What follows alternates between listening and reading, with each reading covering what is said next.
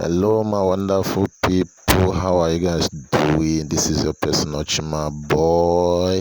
Remember, I used to tell you guys whenever I see something, I will say something.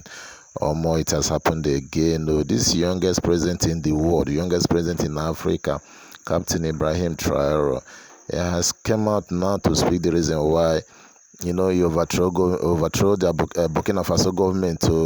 He took over government as a military.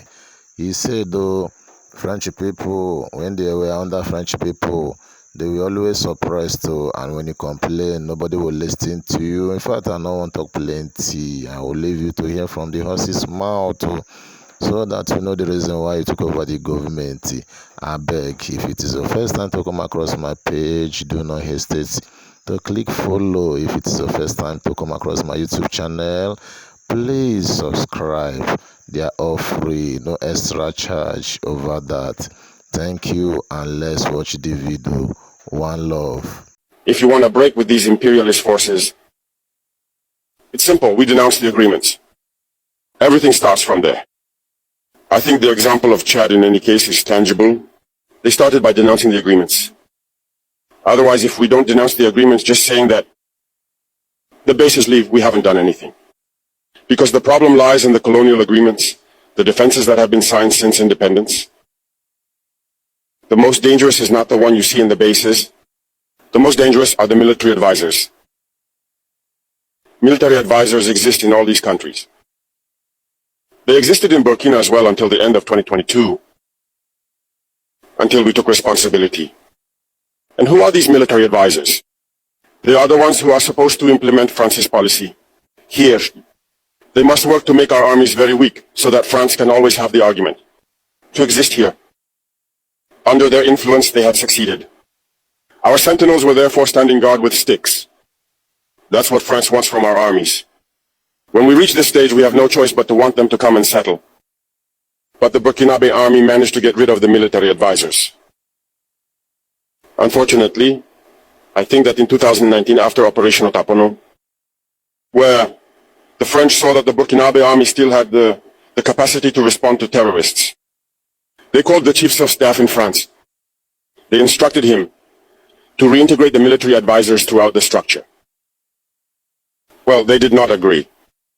But upon returning to the country, the politicians instructed him to accept the military advisors. And that's when the military advisors returned to the Burkinabe army in 2019. With all the consequences we know, the army was on the verge of disappearing in the years 2020-2021. And indeed, this is the time when many soldiers had to desert because there was no longer any hope. We were in the process of collapsing. That's a bit how they work at the General Staff headquarters. In all army headquarters, in the schools, they are the ones who are supposed to dictate the policy of our army. They are the ones who tell us when to recruit, how to recruit, and what to do with them. They are in the schools to tell us how to train them, and so on. As long as these military advisors are there, you are not independent. Your army will just have the appearance of an army that is there to perform parades, a circus. But when war comes, you will realize that a parade is one thing, but war is another thing.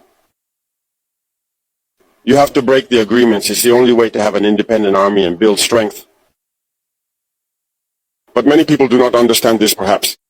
And even with these agreements, France selects from our states officer cadets to go and train them. It's through these same agreements. But in reality, these officers who go to train, for the most part for France, they come to serve the French state in their country. They do not come to serve our countries. They train them so that they come to serve the interests of the French state. I can provide evidence of this. When we revolted, many officers in Burkina who were trained in France were immediately contacted to tell them that it was time to take action, because you were trained for this, to serve France's interests. Most of these officers reported back to us. We took note and we continued to monitor. When an officer trained in France returns to his country and unfortunately dies, either by accident or on the battlefield, in France there is a night of tribute to the fallen in the army, as there is everywhere else. During the night of tribute to the fallen, the name of the officer in question is mentioned, and it is said, died for France. They do not train him to serve his country, they train him to serve their state. And in many African states there are plenty of such officers.